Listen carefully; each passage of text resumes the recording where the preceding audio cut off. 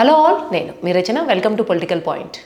Hydraa 19 July 2024 Revanth Reddy దీన్ని తీసుకొచ్చినప్పటి నుంచి ప్రతిపక్షాల నుంచి కావచ్చు, న్యాయస్థానాల నుంచి కావచ్చు, దీని మీద వివాదాలు పెరిగిపోతూ ఉన్నాయి. కోర్టుల్లో దీని మీద కోర్టు ధిక్కారణ కేసులు కూడా హైడ్రా కమిషనర్ మీద కూడా ఎక్కువ రికార్డు స్థాయిలో 63 కోర్టు ధిక్కారణ కేసులు ఉన్నాయి. ఒక పక్క దీని మీద వివాదాలు కొనసాగుతున్న క్రమంలో తాజాగా బుధవారం నాడు కూడా హైడ్రా మీద హైకోర్టు ఫైర్ అయింది.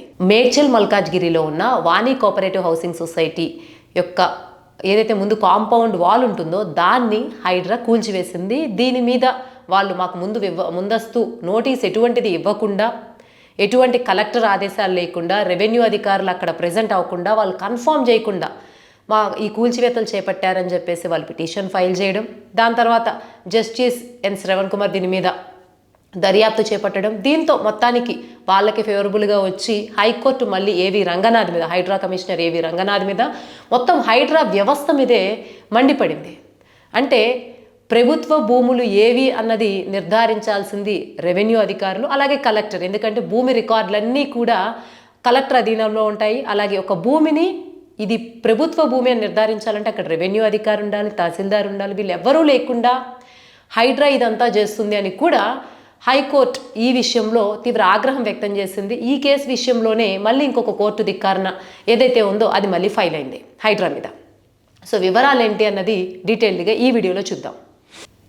ప్రభుత్వ ఆస్తుల్ని పరిరక్షించడానికి మాత్రమే హైడ్రాను తాము తీసుకొచ్చామని రేవంత్ రెడ్డి ప్రభుత్వం చెబుతూ ఉంది. అలాగే అందుకోసమే ప్రభుత్వ ఆస్తుల్ని పరిరక్షించడమే మా లక్ష్యం, అందులో భాగంగానే మేము కూల్చివేతలు చేస్తున్నాం తప్ప మాకు ఎటువంటి ఆసక్తి లేదు, ఇదేమి కక్షపూరిత చర్యలు కాదు, మా స్వతంత్రంగా మేము చేయట్లేదు, దీనికి కలెక్టర్ ఆదేశాలు ఒక వ్యవస్థలాగా పనిచేస్తుంది హైడ్రా అని చెప్పి హైడ్రా కమిషనర్ రంగనాథ్ చెప్తున్నారు. ఇంకా చెప్పాలంటే హైదరాబాద్ 100 ఏళ్ల భవిష్యత్తుని మేము దృష్టిలో పెట్టుకుని హైడ్రాలో కార్యాచరణతో ముందుకు వెళ్తున్నామని కూడా తాజాగానే ఏవి రంగనాథ్ కమెంట్ చేశారు.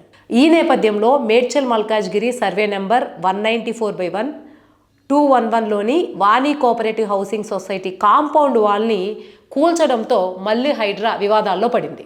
ఈ కూల్చివేయడంపై ఆ హౌసింగ్ సొసైటీకి చెందిన వాళ్ళు పిటిషన్ దాఖలు చేయడం, దాని మీద జస్టిస్ ఎన్వి శ్రవణ్ కుమార్ విచారణకు చేపట్టడంతో ఈ బుధవారం ఇది, ఎందుకంటే ఇదంతా కూడా మేడ్చల్ మల్కాజ్గిరి పరిధిలోకి వస్తుంది కాబట్టి దీనికి సంబంధించినటువంటి అధికారులను కూడా విచారణకు పిలవడం జరిగింది. దాంట్లో భాగంగా మేడ్చల్ మల్కాజ్గిరి కలెక్టరు, రెవెన్యూ అధికారులు, తహసీల్దార్ వాళ్ళందరూ కూడా విచారణకు వచ్చారు. వచ్చిన క్రమంలో హైడ్రా అధికారులు ఎప్పుడైనా ఏదైనా కూల్చివేత చేసినప్పుడు, ఏదైనా న్యాయస్థపరమైనటువంటి వివాదం తలెత్తినప్పుడు వాళ్ళు చెప్పేటువంటి విషయం ఒక్కటే, మేము ఇదంతా కూడా చట్టపరంగానే చేస్తున్నాము, మాకు కలెక్టర్ ఆదేశాలు, తర్వాత రెవెన్యూ అధికారుల సమక్షంలో ఇది ప్రభుత్వ భూమిగా నిర్ధారించిన తర్వాతే కూల్చివేతలు చేస్తున్నాం తప్ప మేము స్వతంత్రంగా చేయట్లేదని చెప్పి హైడ్రా అధికారులు, హైడ్రా తరపున ఉన్నటువంటి న్యాయవాదులు ఎప్పటి నుంచో వివాదం వచ్చిన ప్రతిసారి చెబుతూ ఉన్నారు. కానీ ఈ కేసు విషయంలో ఎప్పుడైతే మేడ్చల్ మల్కాజ్గిరి ఉన్నటువంటి కలెక్టర్ని, అలా అక్కడ ఉన్నటువంటి రెవెన్యూ అధికారుల్ని, తహసీల్దార్ని ఈ విచారణలో భాగం చేశారో వాళ్ళు స్పష్టంగా చెప్పినటువంటి విషయం ఏంటంటే, మేము ఏదైతే వీళ్ళు సర్వే నెంబర్ చెప్తూ ఉన్నారో వాణి హౌసింగ్ కోఆపరేటివ్ సొసైటీకి సంబంధించినటువంటి సర్వే నెంబర్లో ఎటువంటి కూల్చివేతలకు మేము ఆదేశాలు ఇవ్వలేదు అని కలెక్టర్ చెప్పారు. అదేవిధంగా అక్కడ ఉన్నటువంటి తహసీల్దార్ కూడా చెప్పింది ఏంటంటే, ఎప్పుడైతే హైడ్రా ఈ కూల్చివేతలు చేస్తూ ఉందో ఆ సమయంలో అక్కడ ఆ ప్రాంతానికి సంబంధించినటువంటి రెవెన్యూ అధికారులు ఎవరు లేరని చెప్పారు. రెవెన్యూ అధికారులు కూడా అది కలెక్టర్ ఆదేశాలు ఇవ్వలేదు కాబట్టి, అది వాళ్ళకి ఎటువంటి ఉత్తర్వులు లేవు కాబట్టి వాళ్ళు కూడా అక్కడ లేవని చెప్పారు. ఈ సందర్భంలోనే హైకోర్టు ఇంకొకసారి ఫైర్ అయ్యి, అంటే హైడ్రా ప్రభుత్వ అధికారులతో సంబంధం లేకుండా, నిబంధనలకు లోబడకుండా ఒక సమాంతర ప్రభుత్వం నడిపే ప్రయత్నంలో ఉందా అని చెప్పేసి తీవ్రంగా ఆగ్రహం వ్యక్తం చేసింది.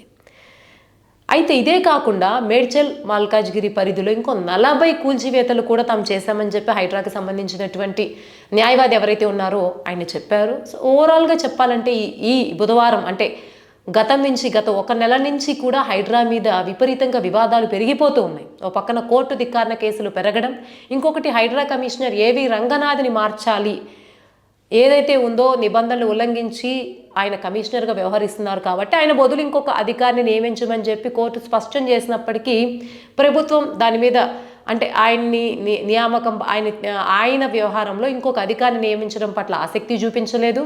ఒక పక్కన 63 కోర్టు ధిక్కారణ కేసులు ఉన్నా సరే ఏవి రంగన తను తాజాగా దాని తర్వాత ఇచ్చినటువంటి స్పష్టత విషయంలో కూడా ఎవరైతే భూ కబ్జాదారులు ఉన్నారో, ఎవరైతే కబ్జా చేశారో వాళ్ళు కేసులు వేశారు తప్ప మేము న్యాయంగా ప్రభుత్వ భూముల్లో ఇచ్చేస్తున్నామని చెప్పి ఆయన చెప్పుకుంటూ ఉన్నారు. మళ్ళీ ఈ నేపథ్యంలో ఈ కేసు మేడ్చల్ మల్కాజ్గిరిలో ఇవానీ హౌసింగ్ కోఆపరేటివ్ సొసైటీది వెలుగులోకి రావడం, విచారణలో స్పష్టంగా కలెక్టర్ కానీ, రెవెన్యూ అధికారులు కానీ, తహసీల్దార్లు కానీ ఎక్కడా ఆ ప్రాసెస్లో లేకపోవడం, అంటే వాళ్ళు ప్రభుత్వ భూమి అని ఏదైతే కలెక్టర్ దగ్గర ఉండేటువంటి భూమి రికార్డుల్లో ఉంటుందో దాన్ని చూసి ఆ రికార్డులు బట్టి ఏదైతే కలెక్టర్ ఆదేశాలు ఇవ్వాలో అవేమీ ఇవ్వకుండా ఈ కూల్చివేతలు జరగడంతో హైడ్రా న్యాయ వ్యవస్థ ఇచ్చేటువంటి ఉత్తర్వులు కానీ, నిబంధనలు కానీ పట్టించుకోవడం లేదు, స్వతంత్ర వ్యవస్థగా వ్యవహరిస్తుంది అని చెప్పేసి హైకోర్టు అభిప్రాయపడింది. అందుకనే దీని మీద కూడా సుమోటోగా కోర్టు ధిక్కారణ కేసు ఫైల్ అయింది.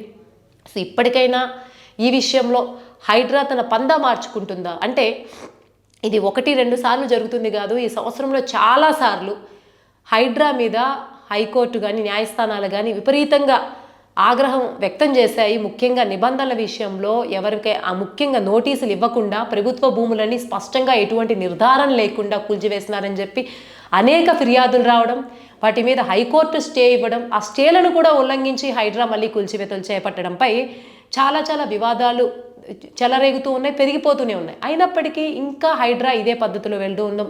చివరికి ఏ పరిణామాలకు దారితీస్తుంది?